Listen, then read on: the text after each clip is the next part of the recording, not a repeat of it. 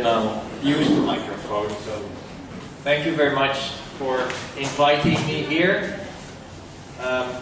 My presentation has a bit of a complicated title, but we're looking at hydrometeorological hazards, so the hazards that have a hydrometeorological trigger, rainfall mainly, and we would like to look at the risk of that, and we also would like to look at the combination, how different hazards are linked together. So that is why we're looking at the multi-part, and we also would like to look at how they change over time. And so that would be the changing component. Now, before I start on that, a few words about ourselves. We are, as I said, ITC. ITC stands for International Training Center. That was a word, a name used for our institute in 1950 when it was formed, and it had undergone many changes afterwards, but the main focus was always training, postgraduate training for people from developing countries. So I am, although based in the Netherlands, I do not have Dutch students. All my students come from other countries. They come with fellowships, they pay themselves. So basically our field of work has always been outside of the Netherlands. We do this by, we do training, we do research, and we do projects. And with the training, we also do the joint education programs. And so with the UBM, it's one of the joint education programs that we do, where students get a joint master degree. We also do our MSc at ITC itself, but also a lot of short courses and workshops all over the world. And I am also here now to prepare a short course that we will be giving with, for the people from Balai Sabol on a landslide early warning system that we will give in the Netherlands in September, October. So I came here to discuss that issue with them. We have also quite a lot of research activity going on, generally roughly about 20 PhD students, and a lot of work we do also with respect to international projects. So projects that are European funded or in the bilateral, where we work with an organization from a single country. And so we also work for organizations like World Bank, Asian Development Bank, etc. Now, what we do for landslides, in our group, we have fairly large output in terms of landslide work, and with PhDs and MSc students, we look at a number of different aspects. One of them is semi-automated landslide mapping in areas where, for example, a major event happens, an earthquake or a big rainstorm event, and that causes maybe thousands of landslides at the same time. We need to do rapid mapping, and therefore we use semi-automated classification methods using satellite remote sensing data. We also do quite a bit on landslide initiation modeling using statistical methods or dynamic modeling. So that means physically based modeling, where we model first the soil water and then the slope stability, and link that also to a runout analysis of how far landslides could reach. We focus also quite a bit on earthquake-induced landslides, especially after the earthquake in 2008 in Wenchuan, where in China, which was the biggest earthquake, landslide-causing earthquake in the last decades. So that was really a field laboratory to do a lot of research on. Landslide risk is another important issue. Complicated issue also to analyze because of lack of information very often. And multi-scale analysis, so what can you do at the national scale, provincial, local scale, and site investigation scale. So what methods, what data could be applied. And finally also the multi-hazard assessment part. Okay, so within this lecture I'm looking at, say, changing hazards and risk. We're going to discuss about how do we assess the present risk and how do we analyze possible risk reduction measures and how they would be integrated within a risk assessment. We would also look at possible future scenarios, so for example climate change scenarios or land use scenarios. So if you have major land use change, climate change, how would that affect hydrometeorological hazards and risk? And how can we analyze which of the risk reduction measures would be the best under different climate scenarios? And we also developed a web-based system for that, which I will also show if I have time. The result of this is coming from two different international research projects funded in by the European Union.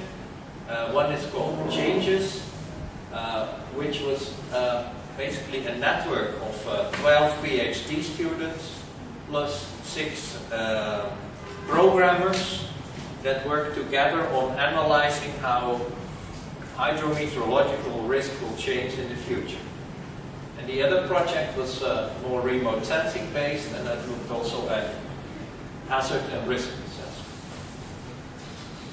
So when we're looking at hazards, vulnerability and risk, the concept is here as risk being the probability of losses.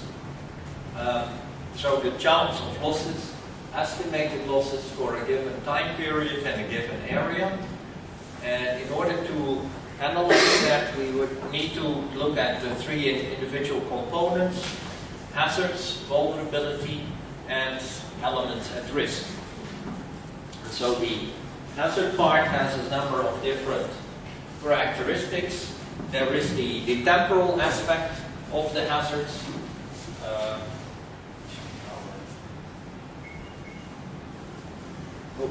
That's not the idea.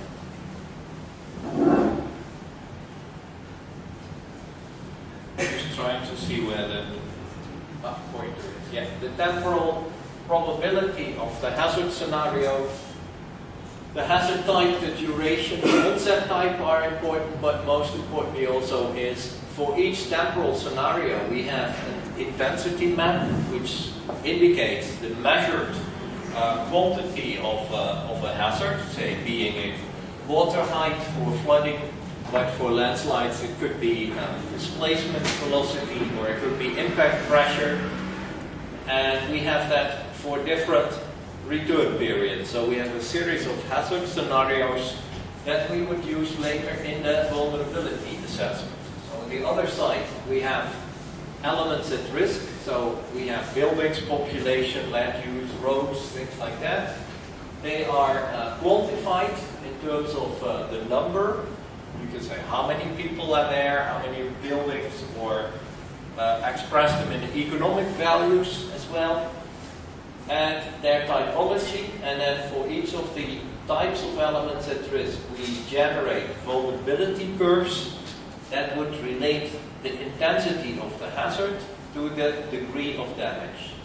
So different elements at risk would have a different vulnerability curve. And we calculate the exposure as the overlay of hazard footprints and elements at risk, so we can quantify the elements of risk exposed. So if we would be able to quantify these 3 components, we could quantify the risk. For some hazards that's quite doable. And for other hazards, it's much more complicated. Now, one of the difficult things is we're looking at different hazards, so multi-hazards. We don't have just landslides or we have floods, but we have a combination of them. And so we might have different interrelationships between the hazards. First of all, they are actually subdivided into what the causal ones, like volcanic eruptions, earthquakes, meteorological extremes, their first, say, impacts or their first manifestations. And they also have relationships between each other. So an earthquake might cause ground shaking, that might cause mass movements in mountains. The mass movements might block a river. You get a lake behind it, and then you eventually get a flood. So the earthquake eventually leads to a flooding hazard. And so that kind of multi-hazard approach is one of the most complicated issues. So we divide that into basically 4 types of multi-hazard relationships. So the ones that are completely independent. So your triggering event is completely different one from the other. Like an earthquake triggering event is completely different from the flood. But as I just explained, that sometimes a flood is actually caused by an earthquake. But if that is completely independent, you can also analyze them independently. In many cases, the hydrometeorological hazards are coupled, so they're not independent. You cannot deal with them in an independent manner because they have the same trigger and might affect the same area. So a debris flow or a flash flood could hit the same area during the same rainfall event. Could be either one of the two, or they could be in succession. So you need to analyze them together in order to estimate the risk. It could also be conditional. So that means the hazard changes the conditions of the terrain. So the terrain becomes more susceptible for the hazard in the next event. That would be an example of a forest fire, which would make the soil less permeable and which would make it more susceptible to landslides and flash floods. So certain areas could be affected by landslides that had no problems before because they had this forest fire. Which also means that the risk actually changes then over time. Risk is not constantly the same. And the last and most difficult to analyze is what we would say the domino effect, which means like the domino stone, one stone topples the next, etc. We have a series of individual hazards that cause another hazard, like an earthquake causing the landslide, causing the flood. And so you would have to use them, like, for example, with the inventory methods. So the probability that once one event happens, then the next would happen. Okay, you can also look at all these relationships between the hazards in very complicated manner, but let's skip that for the moment. When we are dealing with hazards, hydrometeorological hazards and risks, we would eventually want to do a risk management and get towards risk reduction. And when we're looking at the relationship between that I just explained, hazard, vulnerability, exposed elements at risk, but also the coping capacity, which would be the opposites of vulnerability, we could change the risk by either changing the hazard, so we would reduce the hazard whenever possible, but we could also change the vulnerability of the elements at risk. We could enforce buildings. That would be typically an example of the second, if you have a reinforcement of buildings. We could change the amount of the elements at risk exposed. So if you would go for evacuation, then you would actually go to that one, or you would change the coping capacity. For example, if you would install an early warning system, you would increase the coping capacity of communities. So by adjusting any of those, risk actually can be reduced. In order to analyze the risk, we actually have to go through a number of steps. Now we have to know the risk analysis, and we have the risk evaluation part. But first, the risk analysis is the technical component where we are going through hazard assessment, elements at risk mapping, vulnerability assessment, and eventually quantifying the risk. That could be economic or population related, but then the point is that risk too high, or is it below a certain threshold? We need to evaluate it and against a level that we consider acceptable. So there normally we have to have risk acceptability criteria.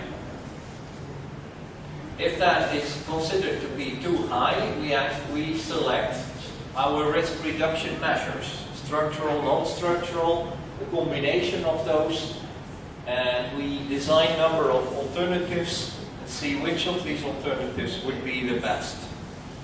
We could do that by running them again through the whole procedure. So again, going towards risk evaluation, but then taking into account the risk reduction measures. Then we compare them using, for example, cost-benefit analysis, and we can say, okay, if we implement this measure, it's the best in terms of our investment. Now that is something that I would like to show later on in the presentation. So we did this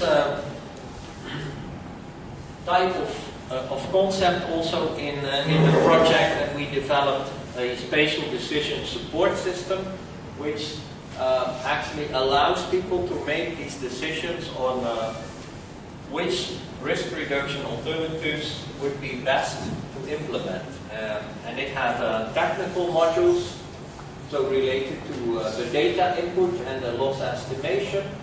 It has a technical module for the risk analysis and for cost-benefit analysis.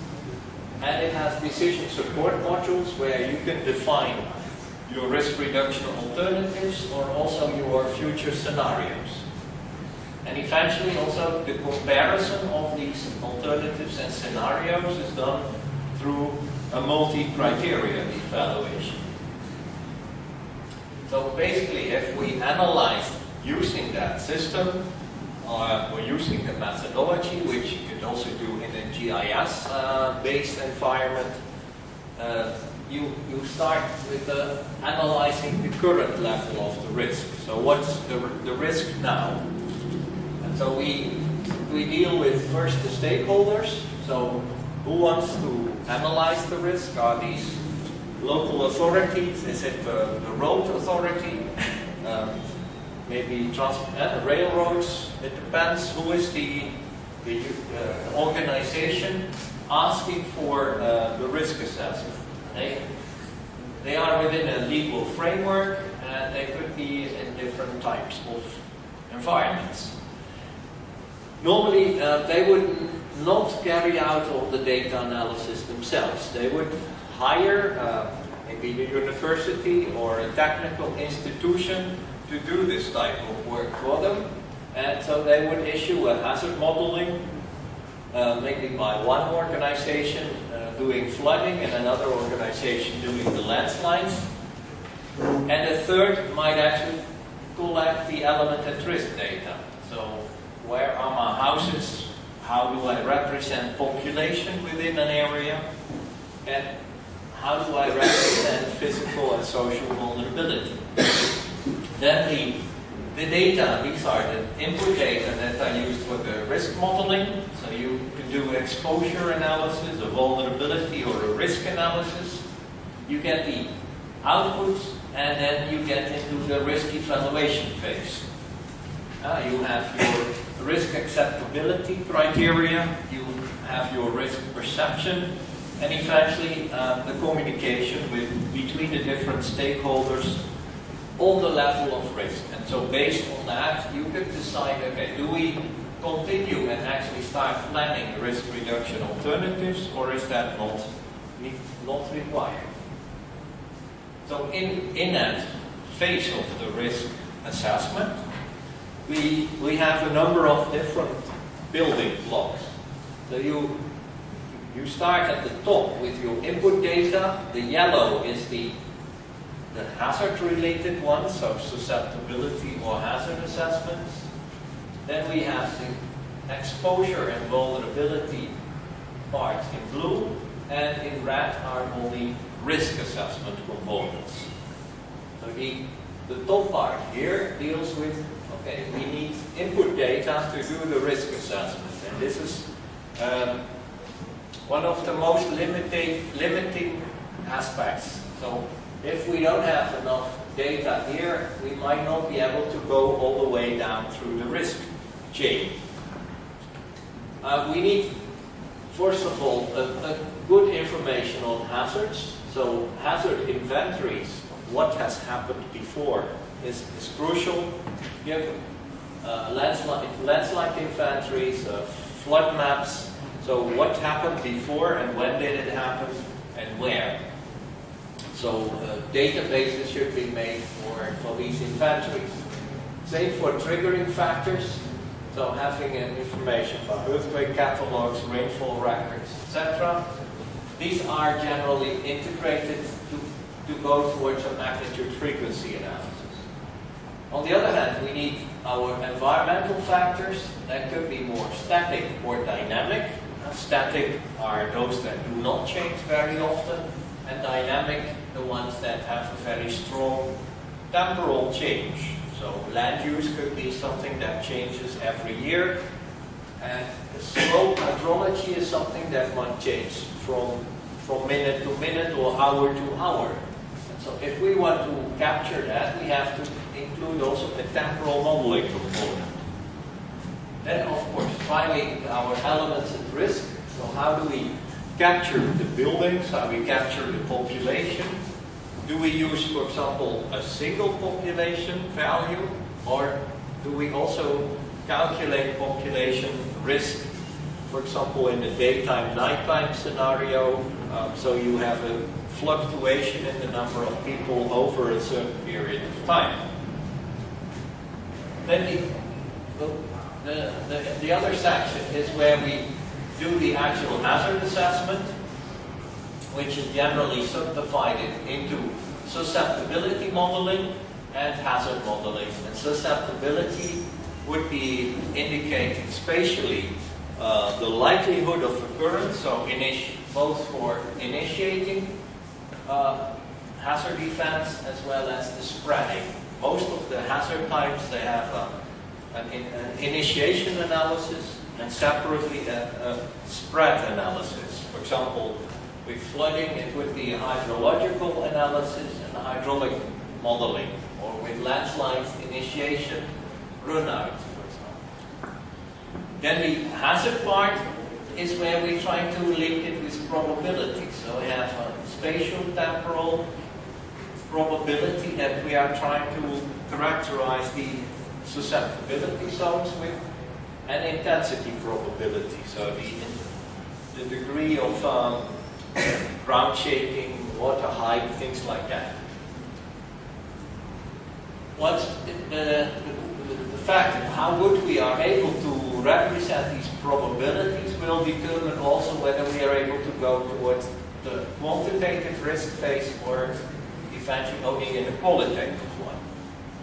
Here we do the exposure analysis, overlay the vulnerability analysis, either using vulnerability curves or other way, and eventually would give us the risk scenarios. And a risk scenario would give us a probability of a hazard event happening, and for each of these scenarios, the expected losses, which would be the vulnerability multiplied by the quantified elements at risk. And this we actually need to do many times. So the calculation procedure is something that is very repetitive. So you need to have a software tool that can do this many times over, every time with other input data. Now, if we are able to do all that, we would be able to go to quantitative risk. We can make these curves that would plot the probability on one axis and the losses on the other axis. That means that we have a line and that says, okay, with this probability we have this much loss, and with this probability we have that much loss. And the area below the curve is actually the average annual loss that you can expect. You can do that for people, for economic losses, but also for population loss. But in many cases it will not be possible to do so because you cannot quantify these factors. You have, for example, no probability information to do so, or you have no vulnerability information. And in that case we go for qualitative risk assessment. So basically there would be 4 types of risk assessments that you could apply in this case. It would be, say, the qualitative or semi-qualitative and the quantitative approaches. The real qualitative one would be an indicator-based one, so you do a spatial multi-criteria evaluation, where each of the factors is represented by a spatial indicator. Our result would be a hazard index or a risk index, but it does not explain anything about the real expected losses. It would just say, okay, this area is more risky than another area. A little bit more advanced is when we are trying to classify it into a risk matrix. So spatially we would be able to outline areas that have different frequency of hazards occurrence and different impacts if they would occur. And so the risk is in that case a combination of frequency and impact. And so high frequency, high impact, very high risk in qualitative classes. So those are the qualitative approaches, but this is very good for, I think, for land use planning, and in many European countries this is also the basis for their natural hazards approach in land use planning. However, for the design of mitigation measures, the best is actually to go towards the quantitative techniques. And there, we either do what we would call inventory analysis, which is for typically for these hazards that are caused in domino style. So you'll have one hazard. Given that you have one hazard, what's the chance of the next? What's the chance of the third, etc. So you would have an earthquake. What is the chance you would have a landslide that blocks the river? What's the chance that the river breaks through, and the dam breaks through, and eventually what's the chance of the flood happening?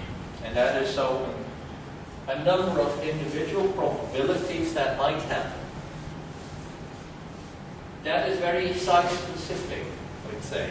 More area-specific, and the method that we try to do mostly, and that I will explain in the example, is the quantitative risk assessment, where we model the individual processes. So we have a series of hazard scenarios, we have vulnerability curves, and eventually we try to get towards a risk curve that represents probability against losses. Now that's something I want to demonstrate from one area that we worked in Europe, in the Alps, the high mountain range between Italy and Austria. Actually, it's on the border between Austria, Italy, and the countries called Slovenia.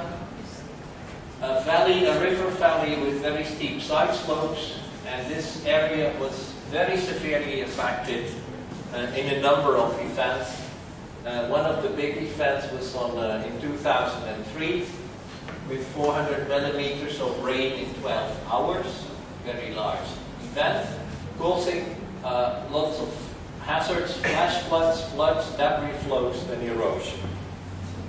And our aim was to do a multi-hazard risk assessment, so hydrometeorological hazards, combining the risk of flooding, landslides, debris flows, etc. Here you see some of the devastating effects of that event. It was very problematic. So we started this work by going into a literature review and looking at historical information about landslides, when did they happen, and separate them into a number of different events. We had a landslide database that went back very much in time. The oldest landslide reported was either from 1850, but we had from a number of individual events, we have a landslide inventory. Of course, this requires a lot of catalog information, historical data, records that are, say, with municipalities or whatever, but in Italy that has been already collected. We then also did a rainfall analysis. So we tried to look at the rainfall that happened during those events, and we plotted several days with things, but one is the antecedent rainfall, the rain happening before the event happened, and the rain on the day itself, and trying to draw a number of boundary lines, saying, okay, separating the red one, then we would have what we would be calling a major event. Others that are having the less, they call a moderate event, then a minor event, and then a frequent event. And what we try to do is to link these with landslide inventories that have been mapped historically. So we just say, okay, a major event causes so many landslides, a moderate event so many, and a minor event that many landslides. So we did also landslide rainfall frequency analysis. So there were a number of rain gauges in the area, and we also analyzed whether there was a trend in rain. As you see, there was kind of an increasing trend in the number of rainy days. And we did a global analysis where we evaluated what was the triggering rain required in 10, 25, 50 and 100-year return period. So how do we characterize how much rainfall occurs with what frequency? We then separately concentrated on the debris flows in the area. So all the yellow points here are the points where the debris flow once was triggered, and the red points are the runout areas of the debris flows. And so we used those points and we separated them again into minor, moderate, and major events. We also then did a landslide susceptibility assessment for the area. So using the landslide information together with conditional factors like slope, geology, land use, several others. We did a statistical analysis and we came up with a map of where landslides are most likely to initiate. And we used the number of points to estimate what is the probability of landslide initiation in a major event, in a moderate, and in a minor event, each having a different return period. Then we use that information to go towards a runout assessment. And one of the big problems in the area there is that the landslide initiation is not so relevant. It is these are the source points from which debris flows run down valley and which affect the inhabited areas in the bottom side of the valley. So we tried several softwares that allow you to calculate the runout of debris flows downslope. For example, mass move 2D is a runout model, or RAMS, another one. Flow 2D is one that's commercially available, RAMS by the way as well. And so we use them and compare them. Here also you see you can actually use the subodams inside also to see inside of the modeling itself. Of course, you cannot do this for the whole area. So what we also did was to run a regional scale runout model, which was only empirical. And so for all these models, we need a lot of input parameters. We need to know what's the input volume, what are the flow characteristics, like rheological characteristics, how much erosion or entrainment would they do, and you can never do this for the whole area. So for the whole area, what we did was run a more simple model, which was starting from the initiation points and spread it out over the terrain, following an angle of reach approach. And we compared that with them for a number of test sites where we had done the more complicated models. And so we could convert it then into what we call impact pressure. So this is the force per unit area. And so we derived that such maps for major, for moderate and minor events. So once every between 100 and 500 years, 25 to 100 years, and 10 to 25 years. So those would be the areas affected, and also the impact pressures that you could get. Just a blow-up of this is showing very clearly the debris flow fans with the highest impact pressures along the site and becoming less there. We also compared these modeled results with the event that actually happened, and they showed a very good correlation. Then the other issue was the flood modeling. So we have also a major river in the area. Since we like to make a multi-hazard risk assessment, we also have to include the river flooding. So this was done using the software Acras. Some of you that work with flooding probably have already also used it. And it's a GIS-assisted version, GeoHadras, that also spreads it out in 2 dimensions. So what we did with this model is to generate flood height and flow velocity for the 3 different return periods. So for the major, moderate, and minor events. We have debris flow runout maps for major, moderate, and minor events, but also flood maps for major, moderate, and minor events. And the third model that we used was to look at flash flood debris flows. And for that we used the software called OpenLISEM, which was developed by ourselves. And this is a combining hydrological debris flow model. So you can typically done for modeling flash floods and debris flows. So for that also we used scenarios for these 4 different return periods. So if you compare such maps, and this is now for another area, but in order to be able to calculate the risk, we need hazard maps and we need multi-hazard maps. So we have here in this case debris flows, flash floods, and landslides. We know a hazard map is actually a series of maps. So each one for a different return period.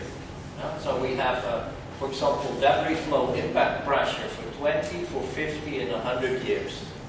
Or a flood hazard map for 20, 50, and 100, where this is the flood height, and here, for example, could be impact pressure. So this is what we would call the intensity, and this is the return period. For landslides, initiation, in this example, you can also use, for example, probability. So we have different terrain units, and we could say, well, if an event happens, a rainfall event, once in 20 years, what would be the chance that a landslide happens in this unit or in that unit? Also based on historical records. But these are what we would say the series of hazard maps we need for such type of analysis. Then the other important aspect in order to understand the risk is to look at the elements at risk. And so there, in the elements at risk mapping, of course you could use OpenStreetMap as a basis. If buildings have been mapped, you can extract them from OpenStreetMap. We actually used, in this example, Google Earth, but also Google Earth Street View. So to characterize the buildings in the European example, actually you had the Google Street View images with the rotating cars that have been made basically on every street in the area. So without going there in the office, we can extract the polygons from the houses using OpenStreetMap and characterize the buildings using Google Street View. And then we only went in the field for checks. And important also in the field was to start collecting information, also construction type we could see already for a large extent in the images, but replacement cost, so how much does the value of the building is, was still a big issue, and we used a database of real estate for that. So we could represent that for every building. What is it? Is it residential, commercial, industrial, etc.?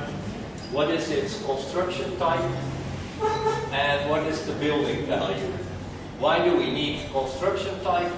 Because we link our vulnerability curves to the construction types. And actually it is construction type and number of floors. So you have 2-floor brick building or something like that. And so for each of these buildings, you need a separate vulnerability curve. You can also do the element at risk assessment based on land use parcels. And in fact, that's what we did in another application where we basically mapped the area into different land use parcels, and each parcel has a characterization of its use, and linked to that we also have estimations of say how much of the land use parcel is occupied by buildings, the value of that, and we then have individual vulnerability curves linked to the land use types. Why we use the land use parcels? Because when we do future projections, like land use change, it's no use to do that with the individual buildings, because you don't know where buildings are constructed. You can only say, okay, this is now, for example, a vineyard, agriculture. What if this would become also in residential? How much would the risk change? And so that's what we wanted to know. Then a very important issue was we needed to get vulnerability curves. And since it's multi-hazard, it's both river flooding, flash flooding, debris flows, and landslides.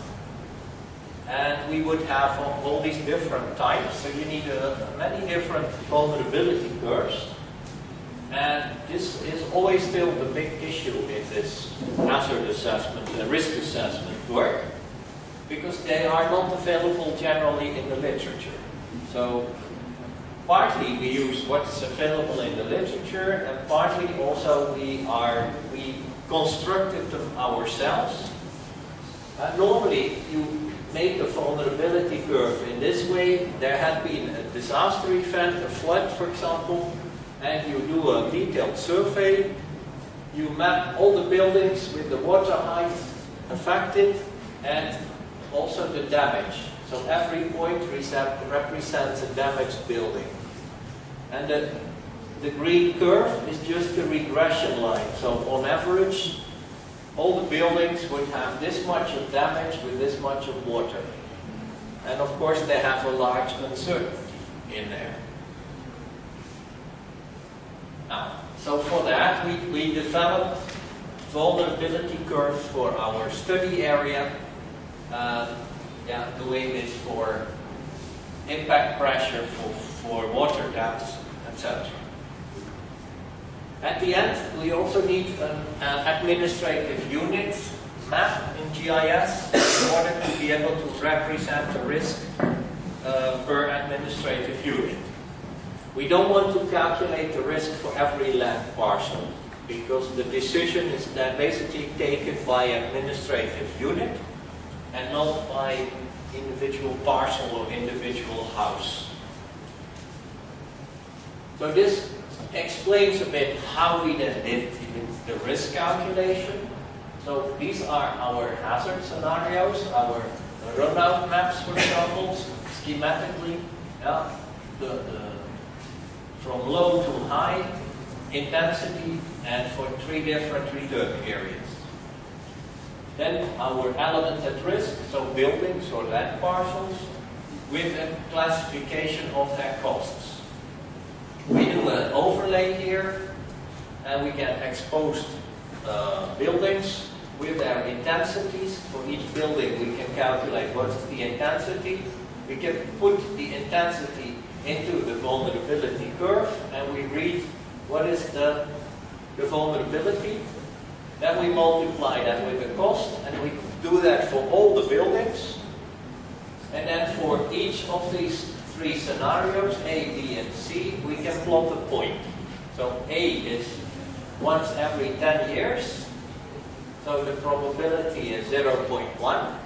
And the associated losses we can represent here. This is 50 years with the associated losses, and 100 years like that. So you basically have 3 points, and then we fit the curve through it and calculate the area below the curve, which is then the average annual loss.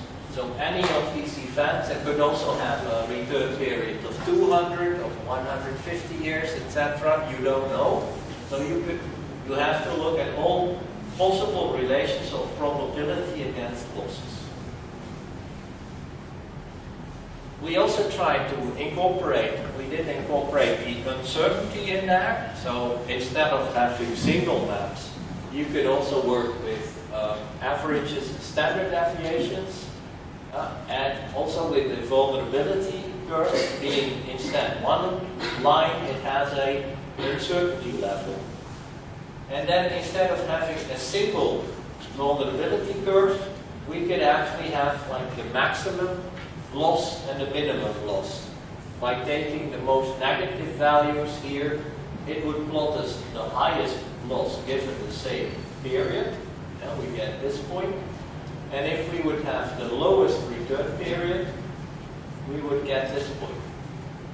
So, like a range of uncertainty. We do this with a risk equation. For the risk equation, we have to know a number of different things. We need to know what is the temporal probability of each scenario. We have to have information about exposed elements at risk, the value of those, and the vulnerability. And so we We do this for the individual types of hazards. And when we do it in the example, we would get results like that. So each of these tables will represent, for example, the exposure results for debris flows and for floods, our vulnerability curves, our risk results, and here the exposure maps. Now, how do we present those risk results? They are either in monetary losses or they are on population risk. And so monetary losses means the chance, the probability against the loss. So in here, the chance annually to get this much of loss is so much.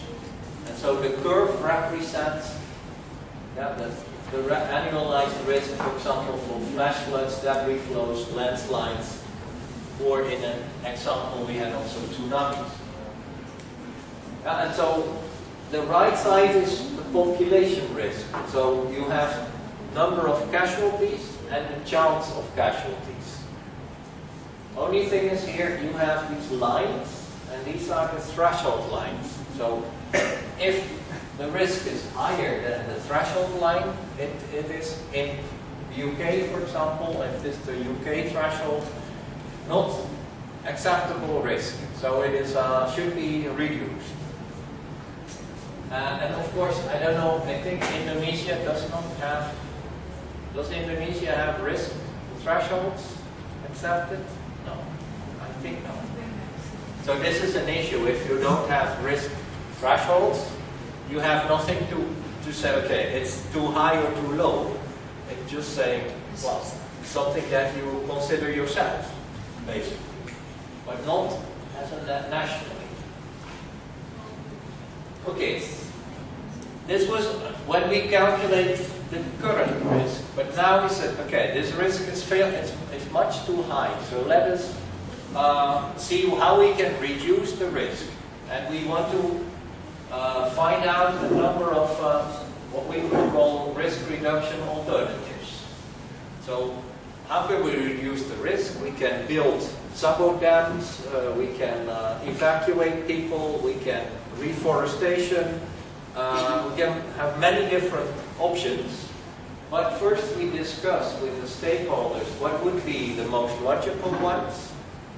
Then based on that we would see how do these risk reduction measures alter my hazard and my element at risk. So this would probably require a re-analysis of your hazard and a re-evaluation of your risk. You have to recalculate the risk. You compare the alternatives. So how much was the risk after implementation with the risk before? And which one of the alternatives has the best risk reduction, but also which one has the best cost-benefit ratio. For example, by building everywhere huge dams, that might be the safest, but it's also the most expensive, and from a cost-benefit point of view might not be the best. And so then you go to evaluation with stakeholders, and you accept eventually your final risk reduction measure. Let me just give these. For example, no, maybe not. This is an example of a situation in Switzerland. These are hazard zones. Red is dangerous. Blue is less dangerous. Yellow less. Yeah, the current situation was like that. So pretty large areas are shown here in still a high hazard zone class with some recent evidences of flash flooding. And then after implementation of the measures, you can see this changes considerably. Areas that were blue before become yellow. But then we have to see how much are the costs that are needed for that. So many million emergency measures, debris flow prevention, flood protection, and so what alternatives do we have? So in analyzing these alternatives, also we have to reanalyze the hazard. And this is a good example of that. These are the runout of the debris flow in our study area. This is without mitigation measures, and this is the situation after mitigation measures, but with a very severe event. So you could also model how mitigation measures affect the hazard situation. Now we do also a training course on this, and where we work out with students also a number of examples of these risk reduction alternatives.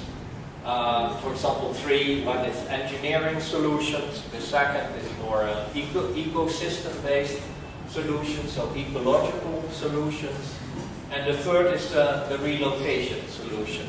And we would go with the students and say which of these alternatives would be the best to adopt. And we also do like a stakeholder analysis where the students then have to think, okay, I am the resident, I am the mayor, I am another stakeholder, which of these 3 measures would I want? But then we calculate them. So we would say, okay, how would the hazard change, how would the element at risk change, and how would the vulnerability change? So we have new data sets, and we have new hazards. So for example, these are the alternative 1, engineering solutions. And we have a number of dams, and you see this will change the hazard very much. And also for the others, it would go too far to show all of that. And for the relocation, actually the hazard doesn't change, because we don't change anything to the hazard, we just change the number of buildings exposed. And then what we can do is we can say, okay, we have the risk as in the present situation, we have the engineering solutions, the ecological and the relocation. What would be the annualized risk after implementing? So if we have done the engineering solutions, this is the remaining risk. The risk is not 0. And the gray bar is showing how much risk reduction we did. And so you see, if we compare the 3 alternatives, the third one is not so good. It reduces the risk only a little bit. And the first one, obviously, is the best. And then we put it into a cost-benefit analysis. We say, how much does it actually cost to build? So we try to put values to all of the items inside the risk reduction. So how much does it cost to build these sabo dams, or how much does it cost to evacuate people?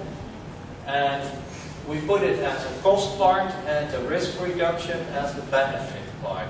And then we can calculate which of the alternatives has a good cost-benefit ratio. And then we can also say, okay, the engineering option in this particular example definitely is the best one, has the best results. And finally, we can also analyze possible future changes. So we can look at what is for the current selection of risk reduction alternatives, which one is the best based on our risk assessment, but we can also analyze what would be the effect of future scenarios on the risk. And that's depicted here. So we have a number of different possible future scenarios that are characterized by external drivers. So you can have climate change, you could have major hazard events. So what if a big earthquake would happen in a particular area? How would that affect the hazard in the area? You could have economic developments, socio-economic developments, and based on that, experts should come up with like possible futures development scenarios. And these would actually be translated into element at risk and hazard maps, which means that we would like to have like a land use map for different future years. So if we follow a certain scenario, in 2040, what would be the possible land use situation? Or in 2013, etc. And then, based on that land use situation and the hazards, we would then say, okay, well, how is that risk changing with respect to the current risk? So then we can say, if we don't do anything, the risk will be increasing or decreasing, and where? And if we do make intervention measures, we can also see that this intervention measure is much better in the long run under different scenarios. So in this particular example, we did 4 scenarios, future scenarios, which would be a combination of a land use change and a climate change. And so we have like scenario 1 and 2 is we said, okay, there's a limited climate change scenario, but 2 different land use scenarios, very rapid growth and business growth that takes into account also say hazard information, so informed growth, I would say. And the 3rd and the 4th would be actually where we also have a climate change scenario. The climate change scenario here basically results in a change in the return period. So we have a flooding and we have landslides, we have debris flows with different return periods. You could say, okay, now a return period of 20 years might actually become 11 years in 2040. So based on the events becoming more frequent, the same model events could occur much more frequent in future. Of course, they have a large uncertainty, so the plus and minus part becomes important, because the further you go into the future, the higher the uncertainty also becomes. But you can say the 200 event in the future becomes a 110-year event plus or minus 53. So a large level of uncertainty. And so what you then get, if you do that, we get land use situations for each scenario. So these are the 4 scenarios. And these are the current situation and the projections in the future. And so every map gives me a new land use situation. And I run these maps in my risk assessment, and I can then say, okay, under scenario 2, what is the likely risk in 2040, for example? Of course, you need to collaborate a lot with people that know about future scenarios that can model that. I'm looking into from a risk perspective. And so what you can then do is, okay, we can compare the current risk with the risk as it's growing into the future. So scenario 1 and 3 and 2 and 4, we group them together and say, okay, they would be really increasing a lot into the future, this in terms of number of people, monetary values, and also how much, say, the land use change would be in different scenarios.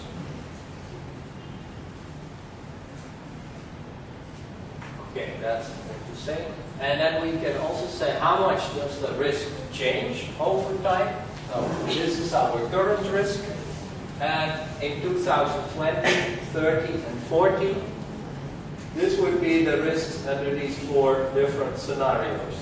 You would see, as especially this scenario 3, climate change and unplanned growth scenario, goes really out of the roof. Increases the risk dramatically.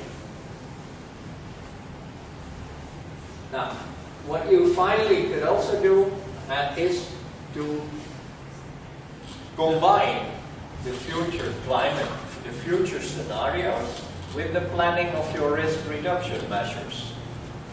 Which means that you say, okay, we have different packages that we can use to change the risk, to reduce the risk. But how functional would these be under different scenarios? So in other words, which of the risk reduction measures is the most change-proof is actually what you're trying to say. So if I invest now, and will it also be a good investment under different future scenarios? And that requires actually most of the modeling, because you need to run many different examples. I will not, but just to show you here, one single scenario here would be 4 different periods, plus also the 3 different risk reduction measures. So you would have to run all these different scenarios in terms of land use, combined with the hazard. Yeah, but you then can get results like this. In our scenario business as usual, yeah, you see the annualized risk. If we don't do anything, it's like that. If we do the engineering solution, it's like that. The ecological one follows it more or less, but the other one goes out of the roof. So also in the future, which scenario, which alternative of risk reduction would behave the best in the long run? Yeah, and so this is like the final comparison of these things. We have 4 different scenarios, and we have our risk reduction alternatives, and we can compare the level of risk with each one of them. And so based on that, decide, okay, this would be the best option to do. Okay, this is like a very brief overview of, say, what could be done, but there are many problems involved in this type of work. The temporal, and I'm listing the most important problems here. So temporal probability of triggering events still remains a major difficulty. Maybe for flooding it's much less than for landslides, but still to have a representation of landslide hazards in terms of scenarios with a different return period is a major problem, I would say. Initiation of hazards still is a major difficulty in this work, mainly because the limitation of data. Many of them need, for example, good representation of soil data, soil depth, soil parameters, and these are very scarce data. We might have very limited points, and we have to do it over larger areas. Also, the interaction between hazards, the multi-hazard modeling part still is a big issue in research. And also how we integrate all these things within the model uncertainties. Of course, at the end, it gives us like quantitative information, but we also would like to link that to the non-quantifiable aspects of vulnerability. Because so far, when I'm talking about vulnerability, it's basically physical vulnerability. We haven't so far included social, economic, and environmental vulnerability. Yeah, and so at the end, okay, well, we can have lots of different ways that changing could take place. We have looking at changing multi-hazard risks. They could increase in many different ways. They could increase in a time period. For example, when we have a large impact, like a major event, an earthquake, it would have like this type of increase, sudden increase, and then slowly going back. It's what we witnessed, for example, in China or in Nepal after the earthquake. You could have also multiple impacts situation. And so there's many different ways it could evolve over time, and how you integrate that within your hazard assessment and your risk assessment. Okay, other major challenges is how we are doing these changes in land use. So we need land use models, and we have to also come up with the relevant scenarios. And finally, also you need a decision support tool, a calculation tool to do so. Now, we developed this tool, but I think it would be a little bit too much to explain that. So with that, I think I will stop my lecture here, and I thank you very much for your attention.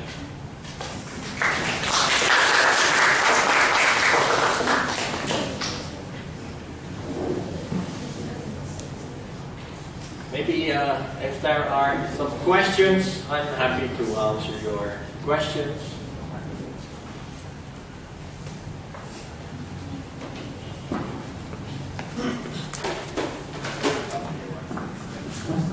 Okay, thank you very much, sir, for the enlightening presentation.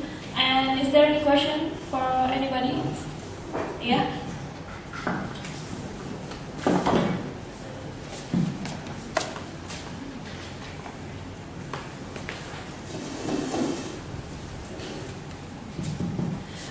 Thank you for the debate.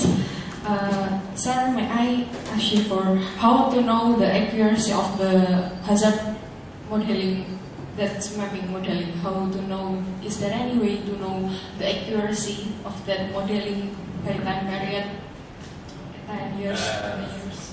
Yeah, it's very important to be able to validate that, and for the validation you have to relate it to historical events.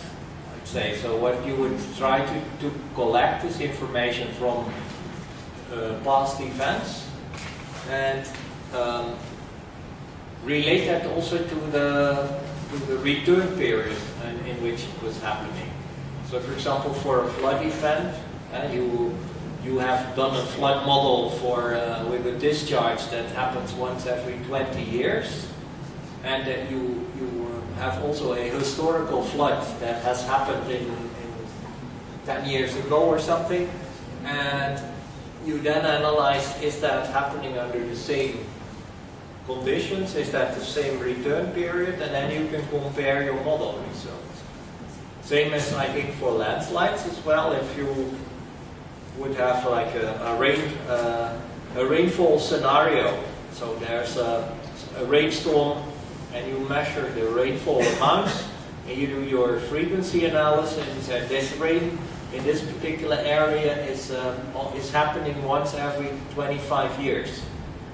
And you would have a landslide inventory, and for the day on which the rain was once in 25 years, you would then be able to map to have the inventory of that particular day. So you can say, okay, a typical rainstorm creates this many landslides. Now that sounds very easy, but it's very difficult, because how do you get all this historical data? I think this is the major difficulty. Always is there is never enough historical data. So people forget about the landslides. The historical flood data is mostly not available, but I think this is very important work also for you as students, because when you do field work, you work mostly in local communities. You talk a lot